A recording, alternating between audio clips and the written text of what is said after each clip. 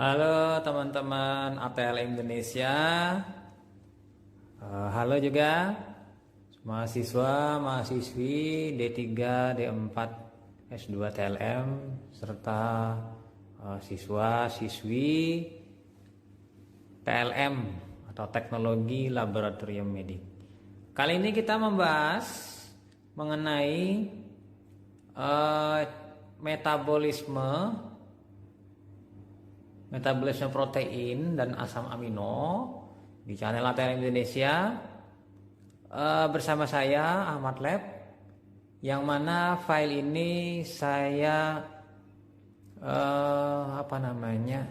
susun ulang bahan kuliah dari dosen saya Ibu Yulia Yusrini Jabir kalau tidak salah. Semoga beliau sehat-sehat aja. Oke, langsung saja kita masuk ke materinya. Nah, pendahuluan. Pada prinsipnya protein itu tersusun dari peptida, dan peptida tersusun dari asam amino. Jadi kalau kita melihat dari segitiga ini, hierarkinya protein itu terdiri dari peptida, peptida terdiri dari asam amino, yang mana mereka nanti berikatan satu sama lain membentuk ikatan peptida. Ikatan peptida ini dipolimerkan maka terbentuklah sebuah protein. Oke, lanjut lagi kita. Ini sifatnya materi perkuliahan umum mengenai protein. Nah, fungsi protein di sini sebagai jaringan penunjang, yaitu kolagen, ion channel, dan prealbumin. Sementara transport senyawa kimia dalam tubuh itu contohnya adalah hemoglobin. Untuk proteksi tubuh itu imunoglobulin. Sementara kontrol dan regulasi tubuh dijalankan oleh hormon. Contohnya adalah insulin. Sementara untuk katalisis dilakukan oleh enzim. Untuk pergerakan contohnya adalah miosin. Dan cadangan energi adalah protein otot. Nah, ini fungsi protein. Kalau kita hitung ada 7 fungsi protein. Kita pindah lagi. Nah, ini kalau kita melihat gambarnya itu ada nukleus katabolit aktivator protein. Kemudian itu ada lagi DNA, nukleosom, alkohol dehidrogenase, sitoplasmik, glutamin sintetase, ion channel, blood, kolesterol, glukosa, water, insulin, somatotropin, prealbumin, imunoglobulin G, eritrosit, hemoglobin, kolagen triple helix, miosin, dan F-aktin, yang mana hampir semuanya ini ada terkait dengan protein sebagai senyawa gabungan dengan protein. Jadi protein itu tersebar di berbagai tubuh kita dalam bentuk-bentuk yang berbeda-beda, dalam bentuk produk yang berbeda-beda. Nah, sekarang kita pindah ke metabolisme protein. Protein yang masuk dan keluar, jadi ada yang masuk, ada yang keluar dari tubuh kita diusahakan seimbang. Nitrogen balance, nanti ada keseimbangan nitrogen antara yang masuk dan yang keluar, dan antara yang disintesa dan di katabolisme. Protein mengalami degradasi. Degradasi ini penghancuran atau perusakan atau perombakan lah bahasa yang lebih ideal. Dan sintesis dibentuk terus menerus dalam jumlah yang hampir sama, ada keseimbangan nanti. Nah, ini antara sintesis, degradasi itu adalah sebuah keseimbangan yang terjadi di dalam tubuh kita, jasa ternik juga. Nah, kemudian ini protein metabolisme overview. Kita bisa melihat di sini di gambar dimulai dari food, digesti, dicerna, kemudian ada asam amino. Di dalam usus protein itu 50 gram per hari diresorpsi, kemudian terbentuklah asam amino full. Nah, pirufat fosfoenol pirufat ini ada lagi yang lain, ini de novo sintesis, yang mana ada proses asam amino itu ditranslasi, folding, maturasi, lalu fungsional protein. Jadi di sini ada proses tahapan-tahapannya, marking, degradation. Nah, ada lisosom, peptid, proteasom. Kemudian ada degradation lagi 50 sampai 100 gram per hari, ekses amino acid. Ada NH3 dibentuk sebagai urea, nanti dibuang ke melalui ginjal. Ada juga 2 oksoasid, akan dihasilkan CO2 dan H2O dan energi berupa ATP. Glukosa dibentuk atau lipid atau benda keton. Ini proses metabolisme protein secara skema ringkas. Oke, lanjut lagi kita teman-teman ATLM Indonesia.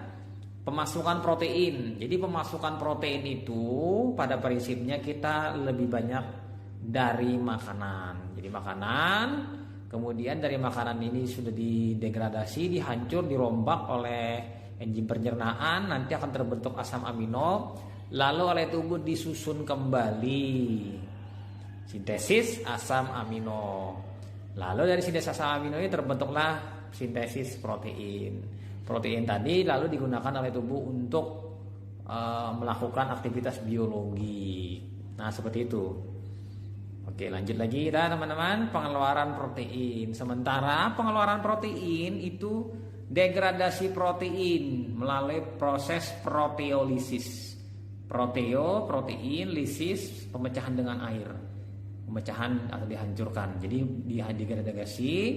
Lalu setelah itu degradasi asam amino. Asam amino degradasi, ekskresi melalui GIT dan ginjal, gastrointestinal dan ginjal, kidney.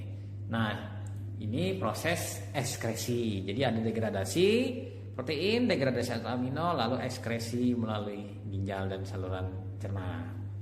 Nah, kemudian oleh sebab itu, maka metabolisme protein di tubuh kita itu berkeseimbangan antara yang sintesis protein dan degradasi protein dalam sebuah keseimbangan yang dinamis.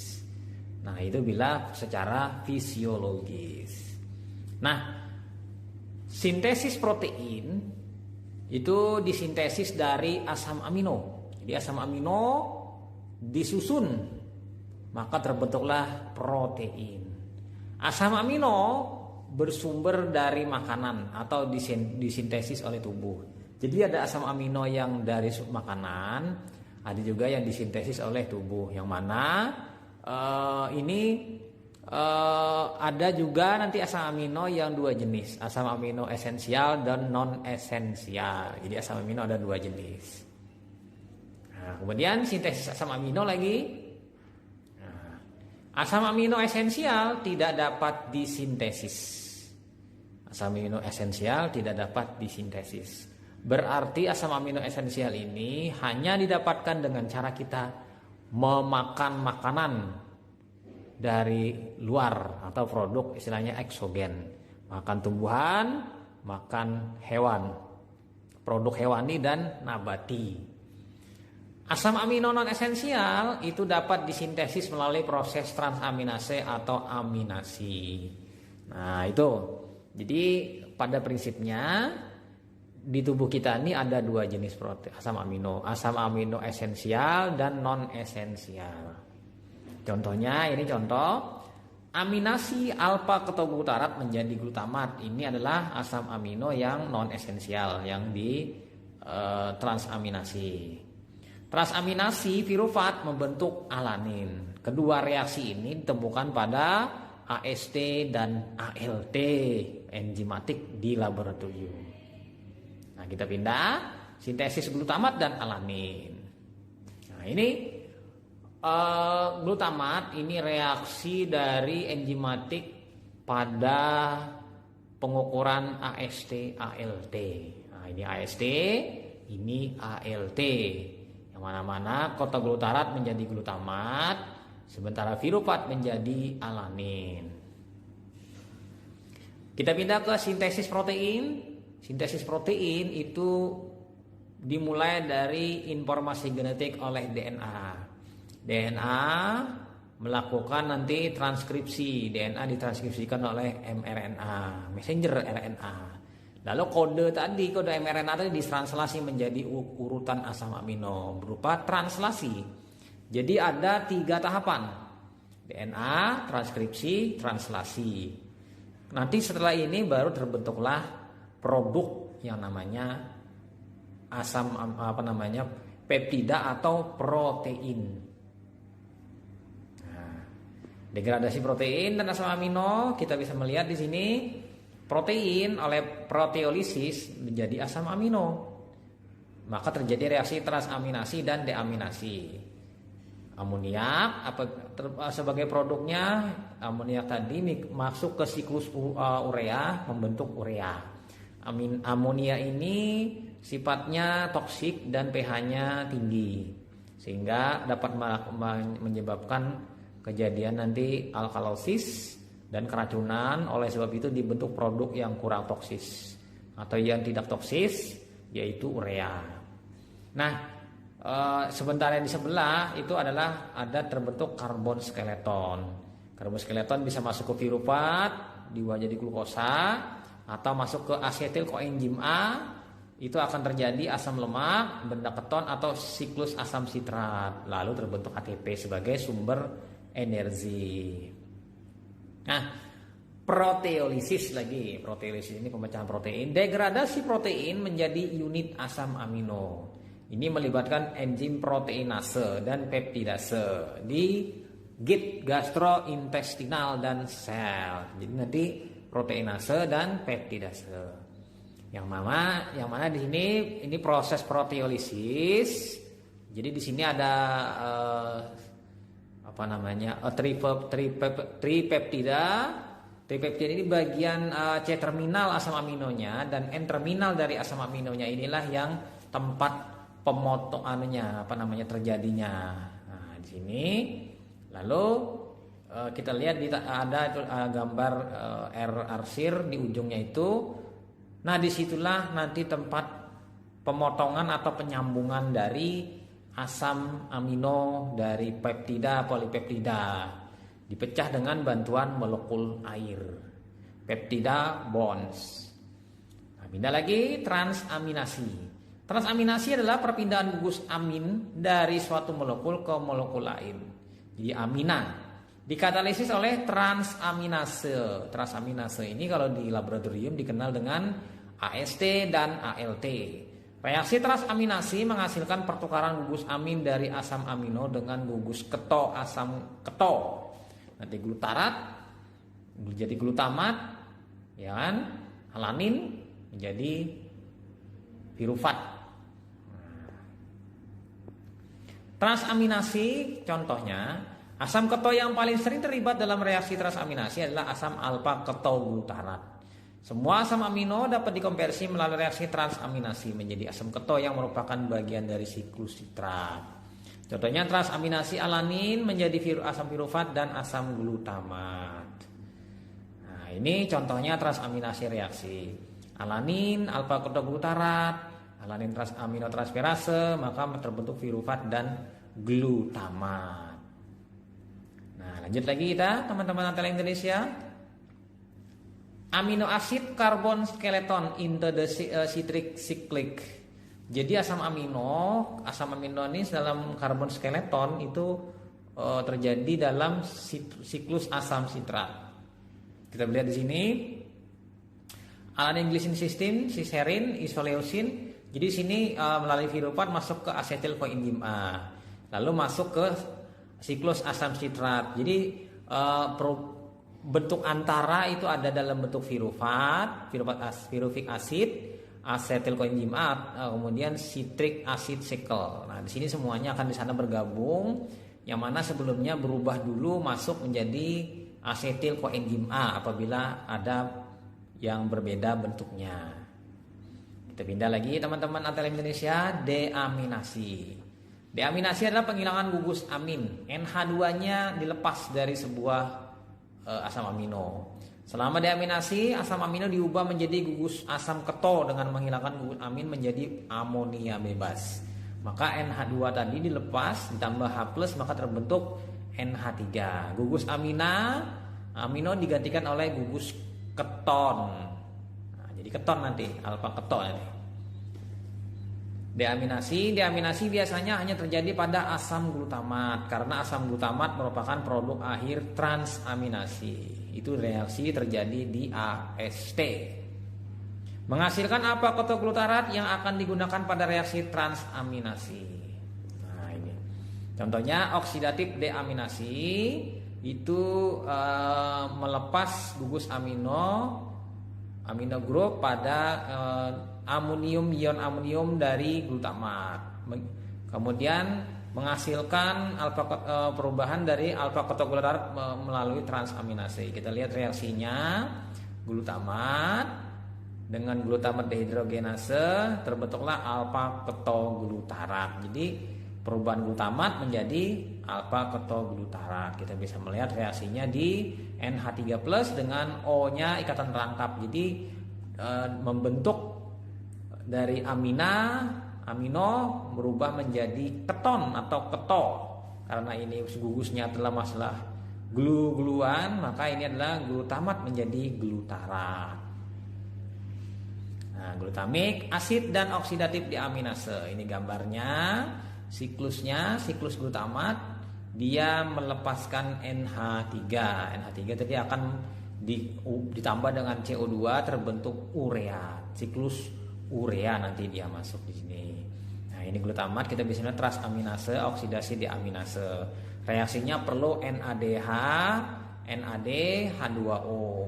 Terbentuk ketoasid, amino asid, alfa ketoglutarik asid, NH3 dan produk NADH plus H+. Nah, sebentar siklus urea. Urea itu sangat toksik terhadap sel. Jadi dia sangat toksik. Bukan urea, amonia NH3 atau NH4 atau NH4OH itu sangat toksik terhadap sel. Jadi gaya toksiknya ini dikurangi, diubah menjadi senyawa yang kurang toksik atau tidak toksik dalam tubuh. Diubah menjadi apa? Urea melalui siklus urea. Jadi CO2 tambah NH2 tambah NH2 NH3 gitu, 2NH3 atau NH4OH tambah CO2 terbentuklah NH2CO NH2. Siklus urea terjadi di hati, diekskresikan di ginjal. Jadi dibentuk di hati, setelah dibentuk di hati, dibuangnya melalui ginjal untuk masuk ke dalam bagian dari urin. Nah, di dalam urin kita itu banyak sekali kadar ureanya. Nah, ini siklus urea. 2NH3 tambah CO2 tambah 3 ATP sama dengan NH2CO, NH2, H2O tambah 3 ADP. Nah, di sini alfa amino asid menjadi alfa ketoasid melalui proses transaminasi, alfa ketoglutarat menjadi L-glutamat. Kemudian lagi oksidatif deaminasi melepaskan NH3, NH3 masuk ke siklus urea, dengan bantuan CO2 terbentuk urea sebagai produk akhirnya.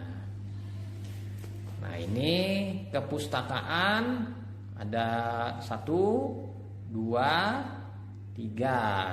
Nah, ini. Itu saja teman-teman. Semoga bermanfaat. Sampai jumpa di video selanjutnya. Bye.